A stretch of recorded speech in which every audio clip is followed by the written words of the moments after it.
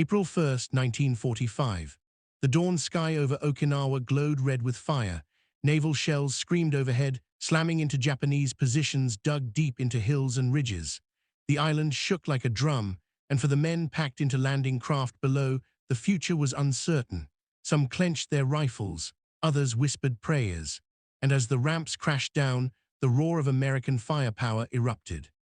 It was in this moment that the weapons of war, more than the men themselves, began to tell the story.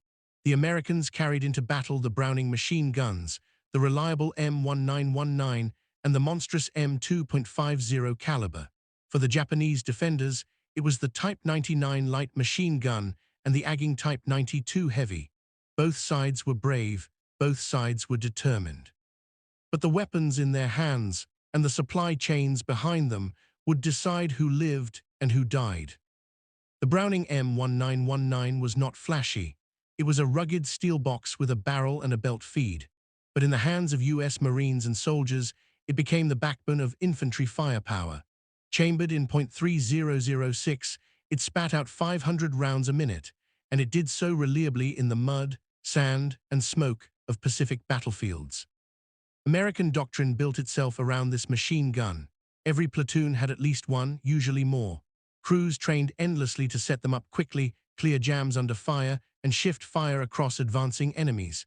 To U.S. commanders, the M1919 wasn't just a weapon, it was a system. Riflemen maneuvered while the Browning held enemies in place. Mortars worked in concert with its suppressive fire. In battle, it was always the heartbeat of the squad. Facing the Browning was the Japanese Type 99. Introduced to replace the older Type 96, it fired the 7.7 round, a step up from Japan's old 6.5 cartridges. Lighter than the M1919, it could be carried easily across the rugged terrain of islands like Saipan and Iwo Jima. Japanese soldiers trusted its simplicity. It was air-cooled, gas-operated, and worked in mud and rain. But its strength was also its weakness. The Type 99 relied on a 30-round box magazine. Every burst meant another reload. In a firefight where seconds mattered, these pauses became deadly. American gunners poured out long, endless streams of fire, while Japanese crews slapped in fresh magazines again and again. One Japanese infantryman on Okinawa wrote in his diary, "The enemy's bullets do not stop.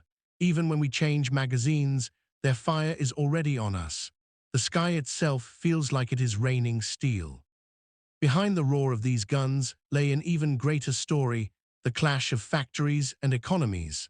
America's industrial might dwarf Japan's from the beginning, but by 1945, the gap was a chasm. General Motors, Ford, and countless other factories worked day and night to produce Brownings and the millions of rounds they consumed. Ammunition arrived by ship, stacked in crates higher than a man. Marines joked that they would never run out of bullets. For Japanese soldiers, it was the opposite.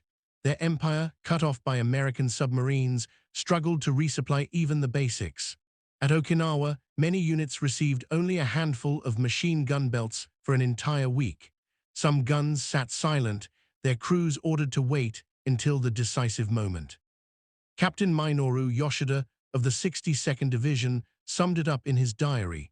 "When friendly forces fire one round, at least 10 rounds are guaranteed to come back." Survivors remembered not just the bullets, but the sound. The metallic rhythm of the Browning, chugging, hammering, unrelenting, haunted Japanese soldiers. They described the noise as a wall of thunder that stripped away courage. One veteran recalled, "It was as if the very earth had turned against us. The American guns spoke with one voice, and that voice was death." On the American side, the effect was equally powerful, but in reverse. Young Marines felt invincible when the Brownings opened up.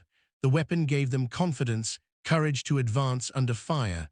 One Marine wrote to his mother, "When our machine guns talk, I feel like nothing can touch us." Perhaps no battle showed the Brownings' dominance more than Saipan in 1944. In the early hours of July 7th, thousands of Japanese soldiers launched one of the largest banzai charges of the war. Screaming and armed with rifles, bayonets, and grenades, they poured toward American lines. Private Thomas O'Brien manned an M2 Browning. He fired belt after belt into the oncoming wave. The .50 caliber rounds tore through men, even vehicles, ripping the charge apart. O'Brien fought until his position was overrun, but his stand, and the stand of countless other gunners, blunted the charge and saved his comrades. American officers later wrote that without the machine guns, Saipan might have turned into a massacre for the Marines. Instead, the Brownings turned courage into slaughter. The M2.50 caliber was unlike anything the Japanese could field. Designed by John Browning in the 1920s, it fired heavy rounds at nearly 3,000 feet per second. It destroyed light armor, shredded defensive positions, and terrified infantry. Marines nicknamed it Mar-Deuce, and it became as iconic as the men who carried it. Weighing over 80 pounds with its tripod, it wasn't easy to move, but once set up, it ruled the battlefield. One gun could hold off entire platoons. Japanese soldiers called it the woodpecker for its distinct sound, but to them, it was no bird, it was a monster. At Okinawa, the disparity in firepower became overwhelming. American forces expended over 16 million rounds of machine gun ammunition during the battle. Japanese defenders sometimes received only a few hundred rounds per platoon. Survivors remembered the desperation. At Kakazu Ridge, one soldier recalled, "We shared one belt of ammunition between 3 guns. Each man fired only in short bursts. We saved bullets as if they were our lives." For Americans, bullets were never spared. Platoons sometimes fired thousands of rounds in a single afternoon. When night fell, resupply parties brought up more crates. The machine guns never went silent for long. Some Marines went even further, modifying aircraft machine guns into infantry weapons.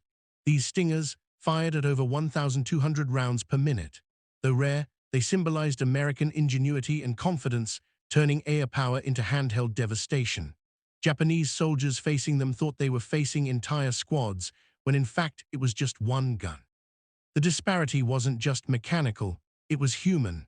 Japanese soldiers wrote final letters to families, apologizing that they could not stop the enemy. Many ended with the same phrase, "I will die for the Emperor." American letters home were different.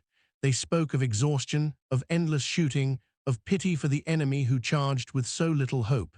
A Marine on Iwo Jima confessed, "They came at us with such courage. We cut them down with our guns. I see their faces still." In the end, it was not bravery that decided the battles of the Pacific. It was production. Colonel Hiromichi Yahara, one of Okinawa's defenders, admitted, "Our soldiers fought with the skill of samurai, but the equipment of peasants." America's factories fought alongside its soldiers. Detroit, Pittsburgh, and Chicago sent steel, powder, and guns across the ocean. Every Marine behind a Browning carried not just a weapon, but the weight of an industrial empire. Japan, cut off and exhausted, could only fight with what little remained. And when their bullets were gone, courage alone met the roar of the Browning and was swept away. When the guns finally fell silent on Okinawa, the story of the Pacific was written not just in blood, but in brass casings scattered across the ridges. The Browning machine guns had spoken, declaring that in modern war, courage without supply was doomed. The Pacific was a theater where men fought with everything they had, but the weapons they carried and the factories that built them decided their fate. The Browning was more than a machine gun, it was the voice of American power, a voice that echoed from island to island until Japan could fight no more.